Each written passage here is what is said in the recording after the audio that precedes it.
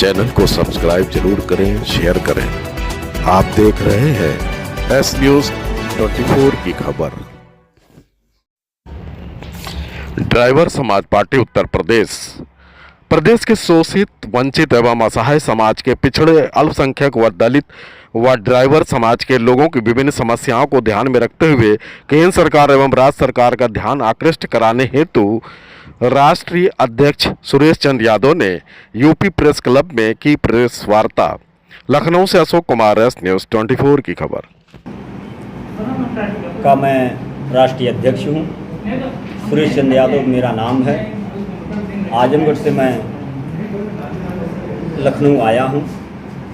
आप लोगों से इसलिए मैं मुखातिब हूँ क्योंकि सामाजिक न्याय सुरक्षा व्यवस्था पर मैं सरकार से कुछ क्वेश्चन करना चाहता हूँ कि क्या आप देश में दो तरह का आप राजनीति कर रहे हैं, दो तरह के आप सिस्टम चला रहे हैं। एक तो अमीरों के लिए आपकी व्यवस्था बनी है और एक गरीबों के लिए बनी है। गरीबों के लिए तो आप 5 केजी राशन दे रहे हैं और अमीरों का आप 16 लाख करोड़ रुपया कर्ज माफ़ कर रहे हैं। क्या ऐसा तो नहीं कि देश को आप गुलामी की तरफ ले जा रहे हैं या गुलाम बनाना चाहते हैं? क्योंकि एक पिक्चर सब लोगों ने देखा होगा जिसमें अमरीश पुरी जी खलनायक हैं और एक उनके साथ भी हैं, साथ देते हैं, जो कि साथ में उनका नाम नहीं जानता। अमरीश पुरी जी के साथ जो दूसरे खलनायक हैं वो कहते हैं कि ठाकुर मैं इन लोगों से इन अंगूठे का निशान पेपर पे ले लूं, तो अमरीश पुरी जी कहते हैं कि नहीं, पहले इन लोगों को हराम की खाने की आदत पड़ जाने दो, इसके बाद ये अंगूठे का निशान तो क्या अपने ज़मीन हमारे नाम खुद पे खुद कर देंगे। इसका मतलब यादव जी सीधी लड़ाई आपकी भाजपा से है। जिस लोकतंत्र को कुचलने का प्रयास किया जा रहा है, जिस संविधान को जलाने की बात की जा रही है, उस पार्टी से हमारी है, ना कि हम भाजपा से ही सिर्फ लड़ेंगे। किन मुद्दों को लेकर के ड्राइवर समाज पार्टी, क्योंकि लोकसभा चुनाव पहले चरण का मतदान भी होने वाला है, तो किन किन मुद्दों को लेकर के आप मैदान में उतरे? पहला मुद्दा तो हमारा ये है कि जो एक तो हिट एंड रन कानून लाया गया था, किसी भी देश के नागरिक के लिए सही नहीं है, चाहे वो 2 व्हीलर वाले हों, चाहे 3 व्हीलर वाले हों, चाहे हैवी व्हील्स वाले हों। कोई भी रोड पे चलने वाला व्यक्ति इस हिट एंड रन कानून में सुरक्षित नहीं है, जिसका हमने विरोध किया था दिल्ली के जंतर मंतर पे और अपने कुछ ड्राइवर समाज के लिए कुछ मांगे रखी थी,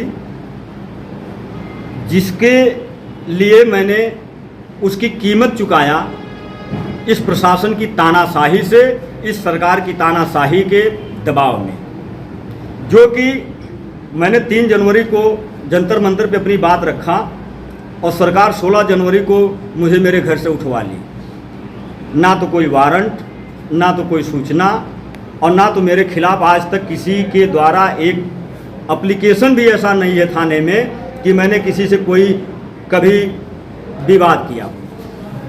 सिर्फ अपना अधिकार मांगने के लिए मैंने एक सिस्टम बनाया, मांग रखा।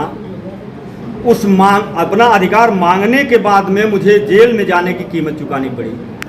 मुझे 3 दिन तक रखा गया। आखिर मैं सरकार से पूछना चाहता हूं, क्या और भी किसी देश में ऐसा होता है कि बगैर वारंट का, बगैर कुछ बताए आप किसी को उठा करके कहीं भी ले जाके बंद कर दोगे, कोई सूचना किसी को नहीं दोगे या उसका कारण नहीं बताओगे? फिलहाल यादव जी बहुत काफ़ी हो रहा है।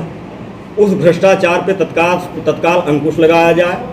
बच्चों का एडमिशन साल में मात्र 1 ही बार किया जाए, जिस तरह से पहले एडमिशन होता था। दूसरी हमारी मांग ये है कि कृषि से जुड़े किसानों की, जो किसान हैं वाकई में जिनको किसान कहा जाता है, उनका किसी भी प्रकार का लोन है, उस लोन को तत्काल माफ़ कराएं सरकार। और राज्य की सीमाओं पर जो बॉर्डर बनाए गए हैं, उस बॉर्डर को तत्काल बंद किए जाएं। केंद्रीय मंत्री माननीय नितिन गडकरी साहब जी के द्वारा कभी कभी सुनने को मिलता है कि बॉर्डर बंद हो गए हैं, लेकिन प्रदेश, छत्तीसगढ़, राजस्थान, गुजरात या बिहार या आप किसी भी राज्य के बॉर्डर पे जाकर देख लीजिए कि हमारे ड्राइवरों के साथ किस तरह से दुर्व्यवहार होता है, उनका उत्पीड़न हो रहा है।